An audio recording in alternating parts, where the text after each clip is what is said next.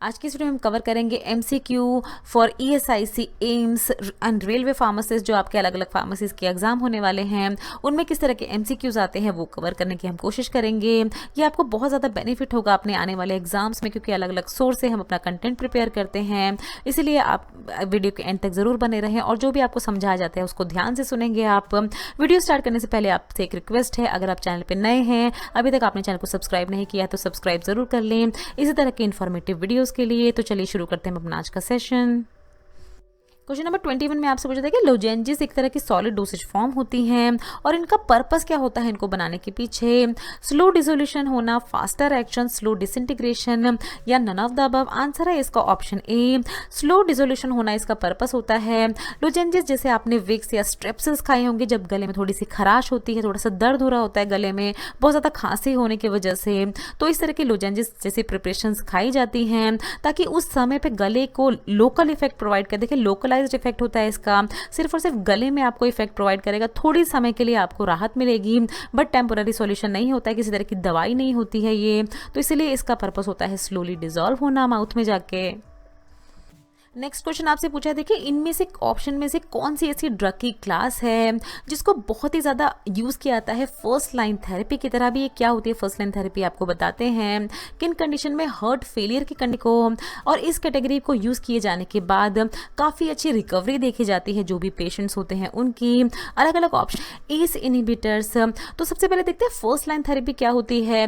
जब भी किसी को भी किसी तरह की बीमारी होती है तो जो इनिशियल स्टेज पे, सबसे स्टार्टिंग की स्टेज पे जो थेरेपी स्टार्ट की जाती है, जो ट्रीटमेंट स्टार्ट की जाती है, उसे कहा जाता है फर्स्ट लाइन थेरेपी। अगर जो भी पेशेंट है वो फर्स्ट लाइन थेरेपी वाली ड्रग्स को रिस्पॉन्ड नहीं कर रहा है, अच्छे से काम नहीं कर पा रही है वो ड्रग उस पर, तो ही जाके जो सेकेंड लाइन थेरेपी वगैरह स्टार्ट की जाती है, सेकेंड डोसेज ऑफ ड्रग्स जो है, अलग अलग कैटेगरी के ड्रग्स स्टार्ट की जाती हैं, बट पहले फर्स्ट लाइन थेरेपी से ही स्टार्ट किया जाता है। एस इनहिबिटर की जहाँ तक हम बात करें तो बहुत ही ज़्यादा आपने देखिए एग्जाम्पल एनालाप्रिल जैसी आपने देखी होंगी ड्रग, इनको सबसे ज़्यादा यूज़ किया जाता है हाई बीपी के पेशेंट जो होते हैं उनको सबसे ज़्यादा इसी तरह की ड्रग्स दी जाती हैं, क्योंकि काफ़ी अच्छा रिस्पॉन्स देती हैं ये हाई बीपी को कम करने में। तो आंसर था इसका option D, ACE inhibitor.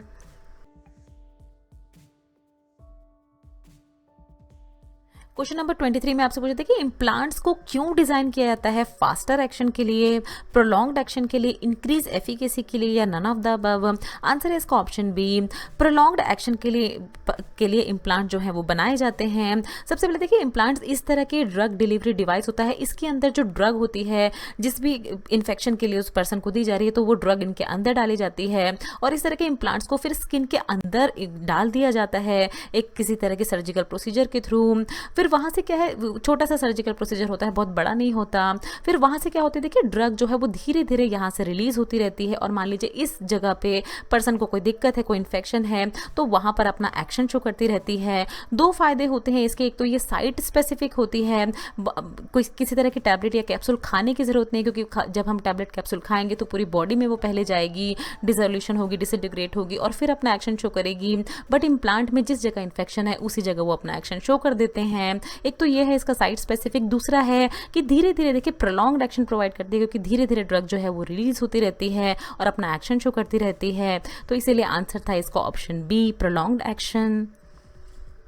Next question है, देखिए micromeritics deal with the study of micromeritics, इसमें से किसकी स्टडी को कहा जाता है? स्मॉल पार्टिकल की study, metric system of measurement, microspores या पाउडर्स? आंसर है इसका ऑप्शन ए, स्मॉल पार्टिकल की स्टडी को कहा जाता है माइक्रोमेरेटिक्स। बहुत सारे बच्चे कंफ्यूज होते हैं इसमें, वो सोचते हैं पाउडर की स्टडी को कहा जाता है क्योंकि पाउडर्स भी स्मॉल पार्टिकल्स ही होते हैं, बट आंसर इसका ऑप्शन ए करेक्ट है, स्मॉल पार्टिकल्स की स्टडी।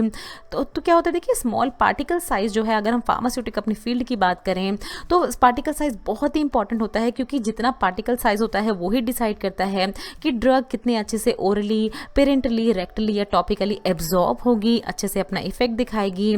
तो इसीलिए फार्मास्यूटिकल फील्ड में माइक्रोमेरेटिक्स कैटेगरी की बहुत ज़्यादा इंपॉर्टेंस है।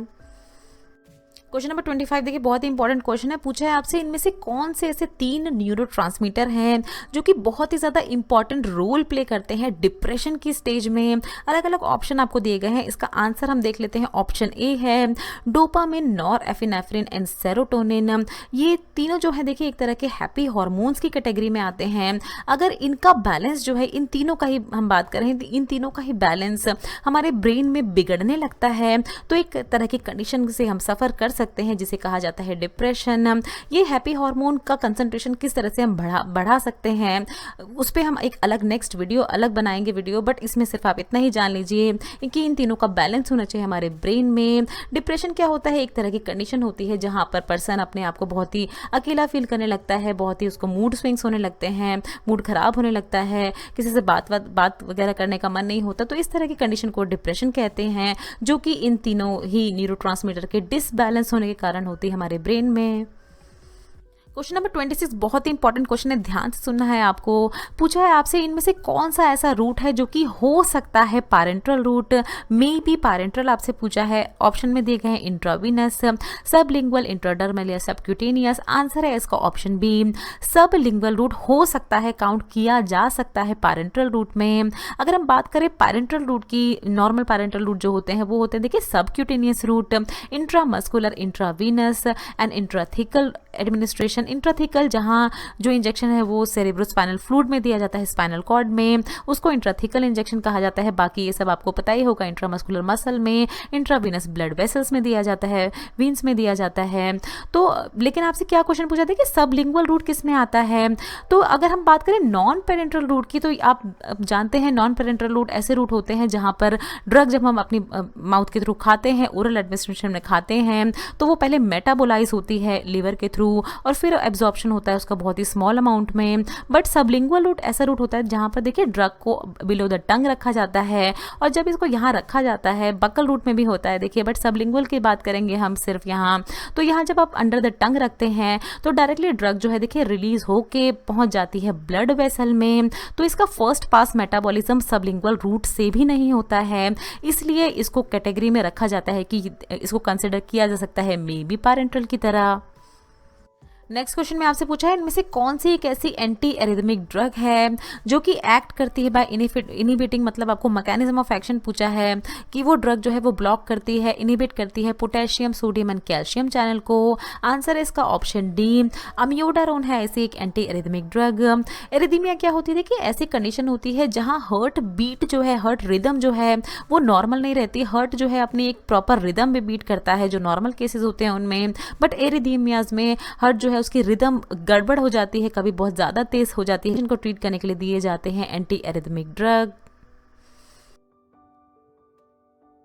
नेक्स्ट क्वेश्चन में आपसे पूछा था कि इनमें से कौन सी ऐसी क्लास ऑफ ड्रग है जो कि इस तरह के साइड इफेक्ट कॉज करती है, जैसे dryness of mouth, tachycardia, urinary retention, constipation, blood vision, glaucoma and drowsiness. इस तरह के साइड इफेक्ट कौन सी ड्रग है? इसका ऑप्शन ए, एंटीकोलिनार्जिक ड्रग जो है वो शो करती है इस तरह के साइड इफेक्ट। तो इस तरह के बहुत सारे क्वेश्चन आपसे पूछे जाते हैं साइड इफेक्ट से रिलेटेड। एंटीकोलिनार्जिक ड्रग जो है देखिए किस तरह से एक्ट करती हैं। हमारे ब्रेन में एक न्यूरोट्रांसमीटर होता है जिसे कहा जाता है एसिटाइलकोलिन, तो उसकी एंटीकोलिनार्जिक ड्रग, और इस तरह से वो इफेक्ट करती हैं। एंटीकोलिनार्जिक ड्रग जो है किस वजह से यूज़ की जाती हैं, किस लिए यूज़ की जाती हैं? तो ये यूज़ की जाती हैं ट्रीट करने के लिए रेस्पिरेटरी डिसऑर्डर जैसे एस्थमा एंड सीओपीडी, और भी बहुत सारे जैसे Parkinson's, cardiovascular disease, psychiatric disorder वगैरह जो है उनको ट्रीट करने के लिए एंटीकोलिनार्जिक कैटेगरी की ड्रग दी जाती हैं। बट ये कॉज करती हैं ये अलग अलग तरह के साइड इफेक्ट। वीडियो को पॉज करके आप सारे ही साइड इफेक्ट देख सकते हैं, इनके नोट्स बना सकते हैं, अलग अलग बॉडी के पार्ट पे किस तरह के ये साइड इफेक्ट शो करती हैं आप देख सकते हैं।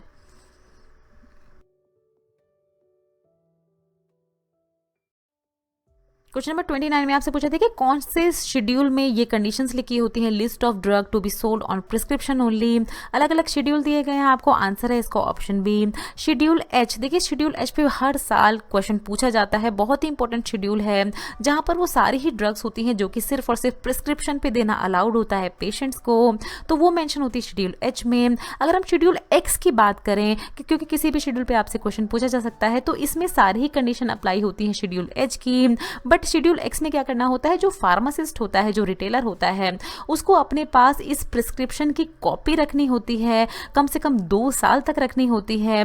और ये जितनी भी ड्रग्स आती हैं शेड्यूल एक्स की कैटेगरी में, वो लॉक एंड की के अंदर रखी जाती हैं। तो ये होता है एक्स्ट्रा। हम बात करें शेड्यूल एक्स की अगर, तो शेड्यूल सी में सारी ही प्रिपरेशन जो बायोलॉजिकल प्रोडक्ट की होती हैं, जैसे सीरा वगैरह, उनकी रेगुलेशंस होती हैं। शेड्यूल एम में सारी ही good manufacturing practice, manufacturing premises कैसा होना चाहिए जब कोई ड्रग मैन्युफैक्चर होती है, तो वो सारी ही रेगुलेशंस लिखी होती हैं शेड्यूल एम में।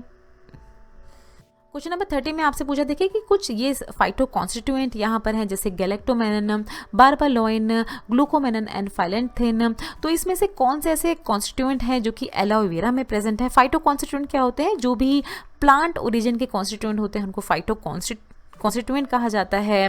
तो कौन से प्रेजेंट है एलोवेरा में अगर बात करें, तो आंसर है इसका ऑप्शन ए, QNR यानी ग्लूकोमेनन एंड बारबालोइन। तो ये दोनों ही प्रेजेंट होते हैं एलोवेरा में। एलोवेरा जैसे कि आप सबको पता होगा बहुत ज़्यादा यूज़ किया जाता है कॉस्मेटिक इंडस्ट्री में।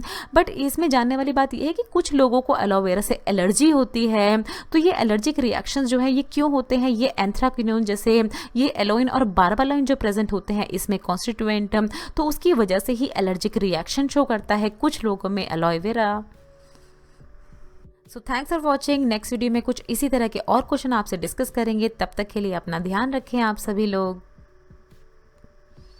ये कुछ हमारे रिलेटेड वीडियोस के लिंक हैं जिन पे क्लिक करके आप उनको देख सकते हैं। दोस्तों, लर्निंग फार्मेसी पे आने के लिए और ये वीडियो देखने के लिए आपका बहुत बहुत शुक्रिया। मिलते हैं अगले वीडियो में।